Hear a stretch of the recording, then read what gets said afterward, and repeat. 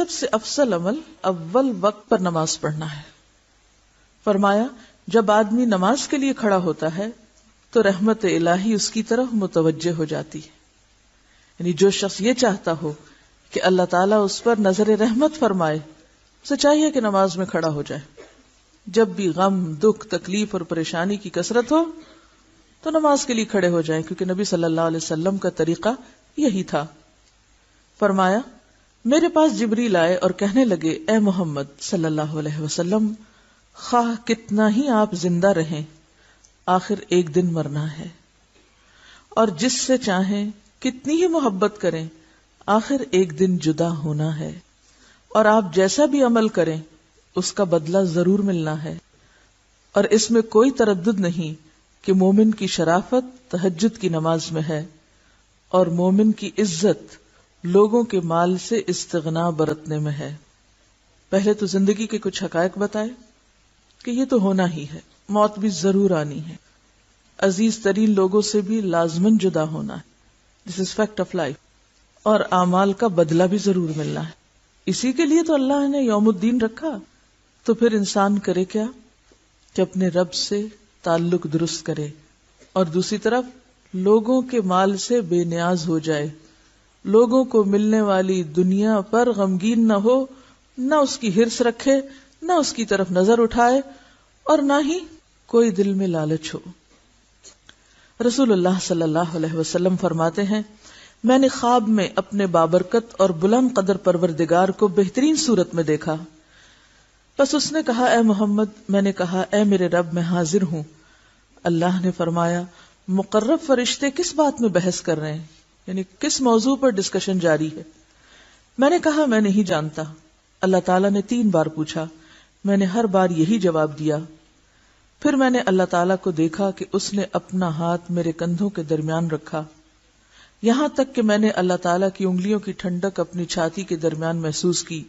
پھر میرے لیے ہر چیز ظاہر ہو گئی اور میں نے سب کو پہچان لیا۔ پھر فرمایا اے محمد، میں نے کہا میرے رب میں حاضر ہوں۔ اللہ نے فرمایا مقرب فرشتے کس بات میں بحث کر رہے ہیں؟ میں نے کہا کفارات، یعنی گناہوں کا کفارہ بننے والی نیکیوں کے بارے میں۔ اللہ نے فرمایا وہ کیا ہے؟ میں نے کہا نماز با جماعت کے لیے پیدل چل کر جانا، اور نماز کے بعد مسجدوں میں بیٹھنا، یعنی صرف نماز پڑھ کے نکل نہیں جانا، بلکہ کچھ دیر بیٹھ کر اللہ کا ذکر کرنا یا اس روحانیت کو محسوس کرنا اور اپنے اندر جذب کرنا، اور مشقت یعنی سردی یا بیماری کے وقت پورا وضو کرنا۔ جیسے سردی کے موسم میں آپ صلی اللہ علیہ وسلم کے زمانے میں کوئی گیزر نہیں تھے، کوئی سوئی گیس نہیں تھی، کوئی الیکٹرک ہیٹرز، الیکٹرک کیٹلز کچھ بھی نہیں ہوتی تھی، تو لوگ ٹف لائف کے عادی تھے یا ایک مجاہدانہ زندگی بسر کرتے تھے، اور ٹھنڈے پانی سے بھی بخوشی وضو کر لیتے تھے۔ تو گناہوں کا کفارہ کن چیزوں سے ہوتا ہے؟ بیماری یا سردی کے وقت پورا وضو کرنا، خوش دلی سے کرنا۔ جب آپ ایسا وضو کر رہے ہوں تو اس وقت سیلف پٹی سے نکلیں، خود کو مظلوم نہ سمجھیں، آنکھوں میں آنسو نہ ہو، بلکہ کیا سوچ کے کریں کہ اس سے میرے گناہ جھڑ رہے ہیں۔ اللہ تعالیٰ نے فرمایا اور کس چیز میں بحث کر رہے ہیں؟ میں نے کہا درجات کی بلندی کے بارے میں، کہ درجے کس سے بلند ہوتے ہیں۔ اللہ نے پوچھا وہ کن چیزوں میں ہے؟ میں نے کہا لوگوں کو کھانا کھلانے، نرم بات کرنے اور رات کو نماز پڑھنے میں۔ یعنی انسان اوپر کے درجوں پہ کیسے جاتا ہے؟ لوگوں کو کھانا کھلانے سے، نرمی سے بات کرنے سے، اور رات کی نماز سے مراد تہجد کی نماز ہے، اور رات کو نماز پڑھنے میں جب لوگ سو رہے ہوں۔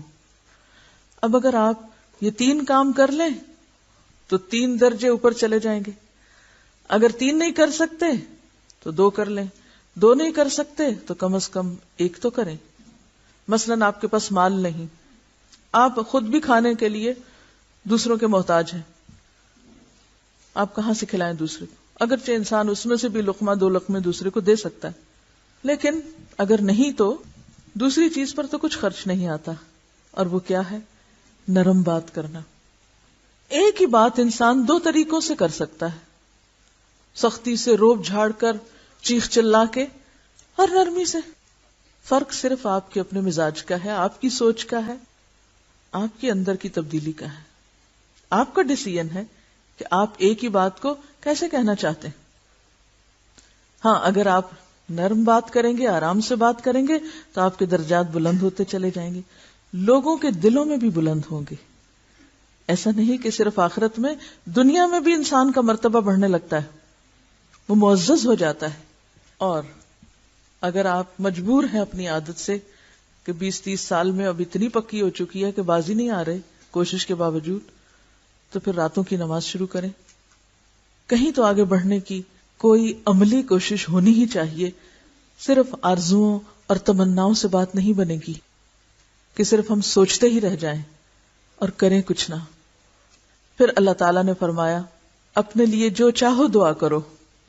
رسول اللہ صلی اللہ علیہ وسلم نے فرمایا کہ پھر میں نے یہ دعا کی، اللہم انی اسألک فعل الخیرات وترک المنکرات وحب المساکین وان تغفر لی وترحمنی واذا اردت فتنة فی قوم فتوفنی غیر مفتون واسألک حبک وحب من یحبک وحب عمل یقرب الی حبک.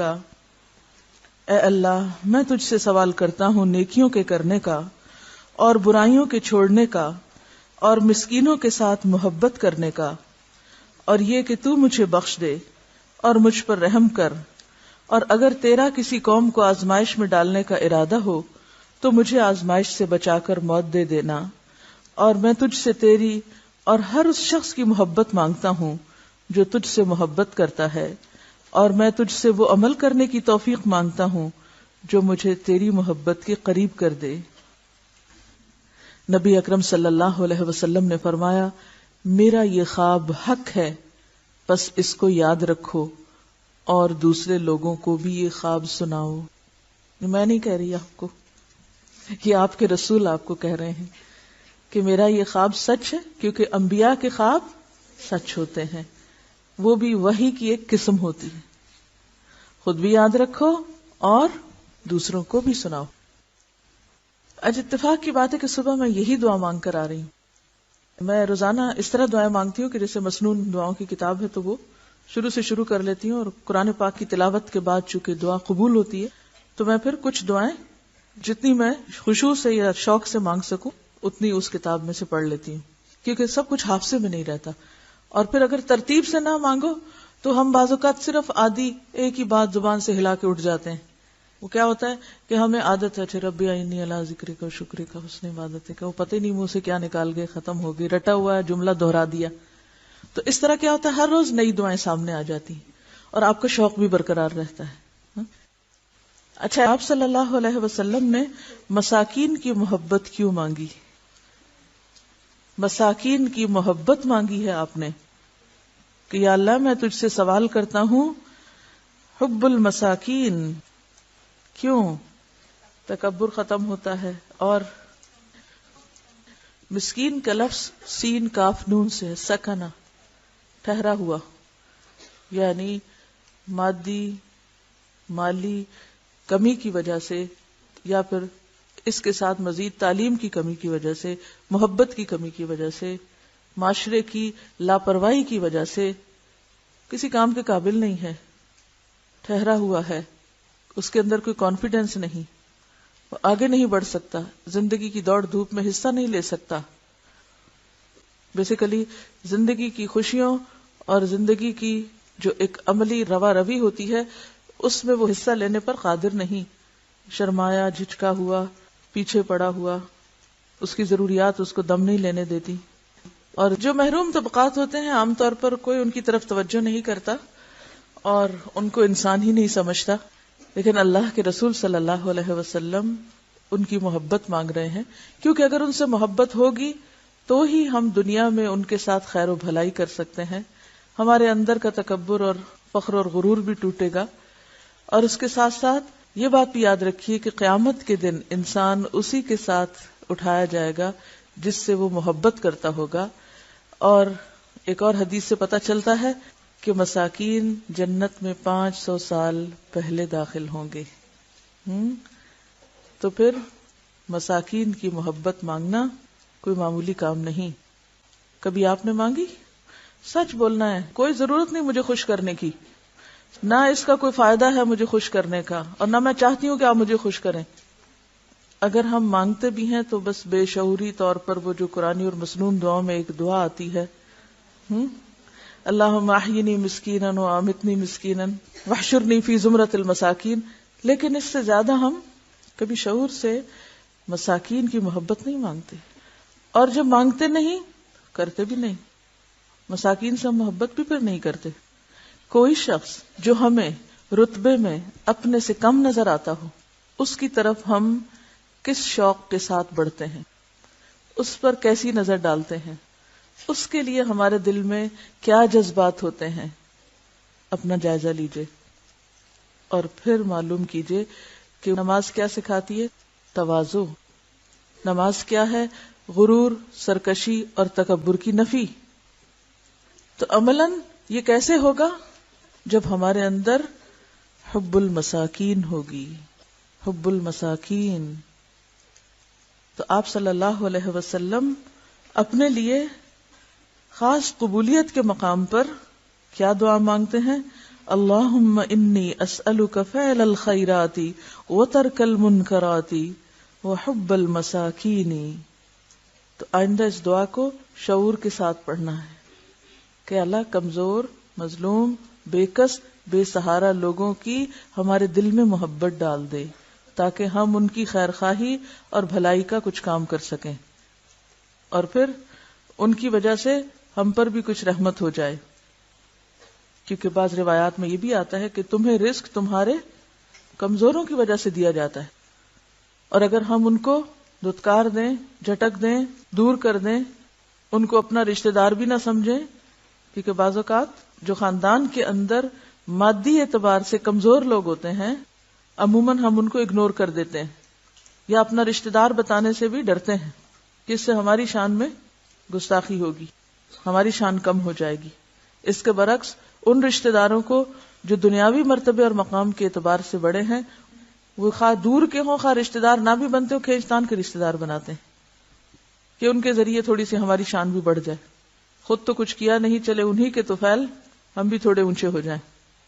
تو حقیقی معنوں میں تواضع کیسے پتہ چلتی ہے؟ عمل سے. اور نماز سے جو تواضع حاصل ہوتی ہے وہ سب سے پہلے تو دل میں آتی ہے، اور جو چیز دل میں آ جائے وہ عمل سے ظاہر ہونے لگتی ہے. جو چیز دل میں آ جائے وہ کس سے ظاہر ہوتی ہے؟ عمل سے. مثلا آپ کے دل میں آپ کے بچے کی محبت ہے، آپ کا عمل کیسے ہوتا ہے؟ وہ روئے تو آپ بیٹھے رہتے ہیں، وہ کوئی معصوم حرکت کرے تو آپ توجہ ہی نہیں کرتے. ایسا ہوتا ہے؟ نہیں. ایک ماں کو بچے سے جو محبت ہوتی ہے تو اس محبت پر وہ کیا کرتی؟ کبھی خوش ہوتی ہے، کبھی غمگین ہوتی ہے، کبھی روتی ہے، کبھی ہنستی ہے، کبھی اسے اپنے ساتھ چپکاتی ہے، کبھی کسی طرح، کبھی اس کا کچھ نام رکھتی ہے، کبھی اس کے ساتھ کھیلتی ہے، کبھی وہ فوراً عمل سے ظاہر ہونے لگتی ہے. انسان اپنے آپ کو روک ہی نہیں سکتا. تو یہ ہو نہیں سکتا کہ آپ کو مساکین سے محبت ہو اور پھر آپ کی ان کی طرف کوئی توجہ ہی نہ ہو، اور آپ ان کو پوچھیں بھی نہ، آپ ان کو گلے سے لگائیں ہی نہ. نہیں، ہمارے کپڑے گندے ہو جائیں گے، ہم کیسے گلے سے لگائیں؟ یتیمن ذا مقربۃ و مسکینن ذا متربہ. تو مسکینن ذا متربہ، ایسا مسکین جو خاک آلود ہے، اس سے ہاتھ ملا لینا، اس کو قریب کر لینا، اس کے پاس بیٹھ جانا، یہ دل کی سختی کو بھی دور کرتا ہے. جب ہم اپنی پیشانی خاک آلود کر سکتے ہیں زمین پہ رکھ کے، ویسے وہ بھی اب تو مشکل ہو گیا کیونکہ ایسی ایسی خوبصورت جائے نمازیں ہیں، ایسی ایسی آرام دہ کہ وہ تصور ہی ختم ہو گیا ہے. یہ خیال ہی کم آتا ہے کہ ہم زمین پہ سر رکھے ہوئے ہیں. تو یہ جو نماز نبوی آپ پڑھ رہے ہیں، یہ محض طریقہ سیکھنے کی بات نہیں جب تک روح نہ ہو.